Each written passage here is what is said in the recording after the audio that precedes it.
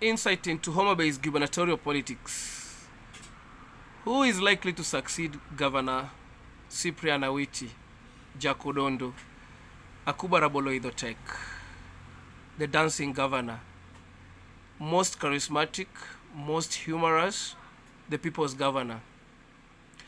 Homabay politics has attracted several professionals and the moneybags, including Dr. Kidero, the former Nairobi governor, Oyugi Magwanga, the former Kasipul Kabondo MP,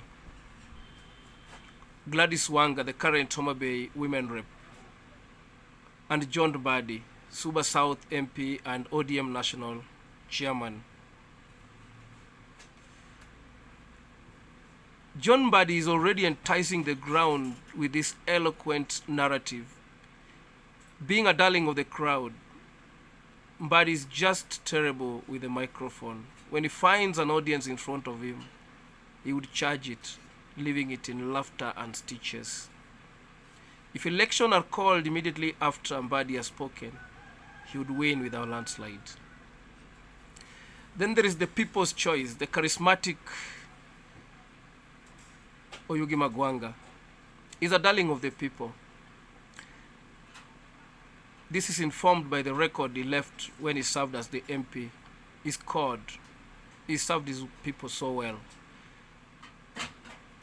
Then there is Gladys Wanga, who is on the charm offensive of the media, doing everything, including orchestrating a launch that was intrinsically, coincidentally placed at a time when Azimio was visiting Homabay.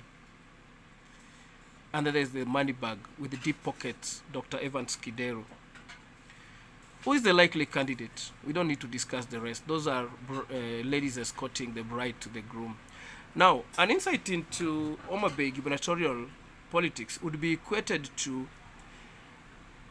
a beautiful bride in the village. This beautiful bride in the name of Homabay as a father.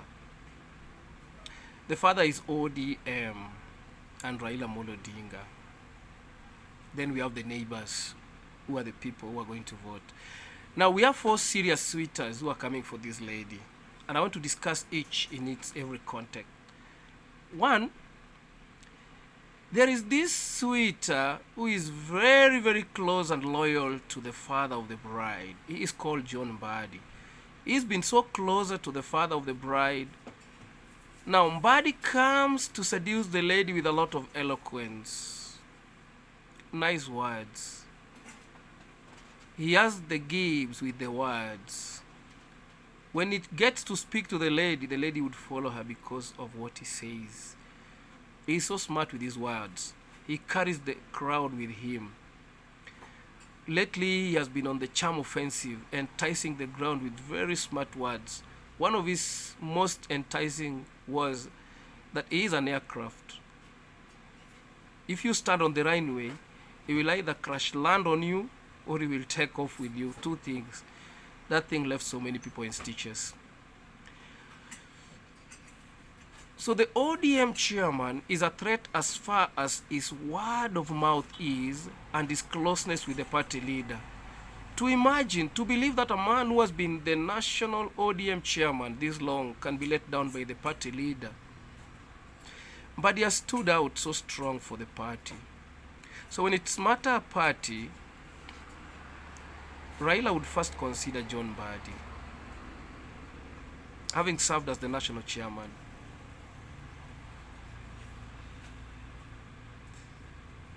Then we have Gladys Wanga. Many say Gladys Wanga is a creation of the media and COVID-19. But me thinks Gladys Wanga has acted smart. She has capitalized on the women agenda. The gender agenda that is being propagated by His Excellency Right Honorable Raila Amolo Odinga. So I would equate Wanga to this suitor who never goes for the lady but talks nice to the father and the mother of the bride. He wants to marry this woman, but she's clever enough to go at the heart of the father of the lady. So the lady should be delivered to Gladys on the context that she is at the heart of the father of the lady. Then we have the third suitor. There is this man who doesn't care. He has the wherewithal. He has the money. He buys the lady flowers. He can buy the lady Prados. He can give a golden ring. This is Dr. Evans Odhiambo Kidero. Kidero has deep pockets. Now he comes to the lady with a wealth of experience and resources. So the lady Homabay is looking at him and saying, wow, with all these presents, can I leave this man? Last but not least, we have Oyugi Magwanga. Oyugi Magwanga is this man in the neighborhood, I would say, is polite, has got charisma, a dalliance of the girl. Even though he doesn't have the wealth and the resources that is needed, he has the character and the ability the lady needs in a man. Is that kind of a man a woman would dream of? Now, the girl is in a position where she has to choose between 3 or 4 equal partners. Oyugi Magwanga, Kidero, Gladys, and Mbadi. Now, the race has dramatically turned out to be one in which each candidate is trying to outdo each other. The other day, Gladys Wanga tried to make a launch and coincidentally place it to coincide with the Azimio launch in Homabay. This thing was given a wide berth by several leaders, including women leaders, Millie Odhiambo and Dr. Lillian Gogo, who would have otherwise joined her. They instead turned to social media to castigate the whole affair. They chastise the action by Gladys Wanga to turn the event, the Azimio event, into our event. Is it telling? Are Homabay leaders and policy makers behind Gladys Wanga? Why did they choose to miss the Azimio event? Was Raila behind the launch? Did Wanga get the blessing of Raila Amolo Odinga to coincidentally place a launch with the Azimio visit to Homabay? Or it was an act of political opportunism? Either Wanga was playing smart, strategic, or opportunistic. Whichever which, that is politics. Now, what are the factors in Homabay? Who are the determinants? Who are the horses? And who is the donkey? Homabay, like Migori, has 8 constituencies. That is Karachuonyo, Kasipul, Kabondo, Rangwe, Homabay Town, Ndiwa, Suba North, and Suba South. Political determinants in Homabay County equation are the Karachuonyo clan, who are the majority. The Karachuonyo and the Ndiwa, that comprises the Konyango Rabala clan. Wanga and Kidero comes from Rangwe. Magwanga comes from the larger Kasipul Kabondo clan, while John Mbadi comes from the Suba clan. Now, numerically, if you combine Karachuonyo, Kasipul, and Kabondo, they command over 200,000 votes. If you look at Suba, they command slightly 100,000 votes. Rangwe and Homabay slightly 80,000 votes. Now, John Mbadi Ngongo undoubtedly, despite having the disadvantage of numbers, has the ability to marshal crowd from all fronts.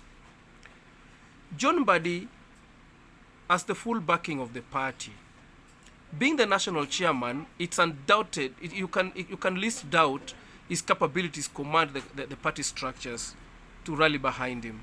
So in the context of a race in which is placing him with others, if it comes to party ticket, in a free, clear race, Mbadi would be giving them a race for their resources towards the party. He's dangerous with the crowd.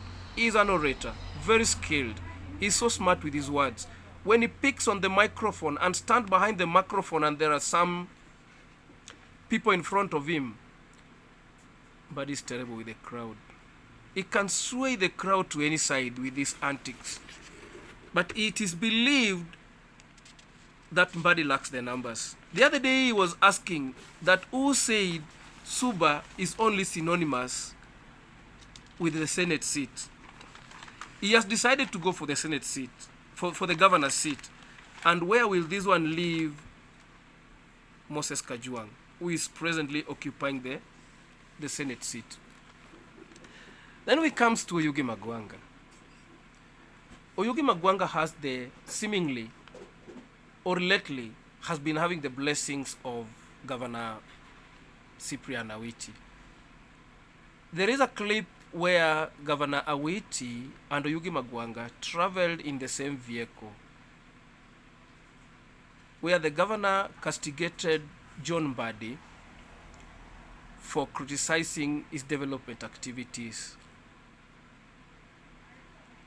If it happens that Governor Cyprian Awiti gives his backing to Oyugi Magwanga with their numerical strength, it will be a tall order to beat Magwanga on any ticket. Given that Karachuonyo clan is the largest, they command over 200,000 votes at present. Homabay popularly has about 500,000 or so votes. And if Karachuonyo clan itself commands 200,000 votes, they are at C plus or C minus or C about, C constant, not C minus. Then they begin the journey to maraud into Suba, Rangwe, and Homabay. The Karachuonyo clan comprises the Onyangorabala. And the Onyangorabala, these are the Karachuonyo, Kasipul, and Kabondo. Some of them are spread towards Ndiwa, and they even occupy parts of Nyatike. If you come to Nyatike, you find the Onyangorabala clan. This is where, and they vote alongside the Kanyikela clan, the minority Kanyikela clan, the Kanyidoto clan, and Kwabwae clan. So if they combine their votes, they can command 250 or 300 or so. What happened between Mbadi and Awiti, nobody knows. But lately, they are nemesis. They used to be buddies. Awiti has never been consistent. One moment is supporting Wanga. The other moment is supporting Koriko. The other moment is supporting Ogwe. Another time is supporting Magwanga. Let's hope the elders of Karachuonyo have spoken to him to rally behind his brother. If money power is anything to go by, then the seat is Dr. Kidero's. Kidero has been rehearsing for Homabay.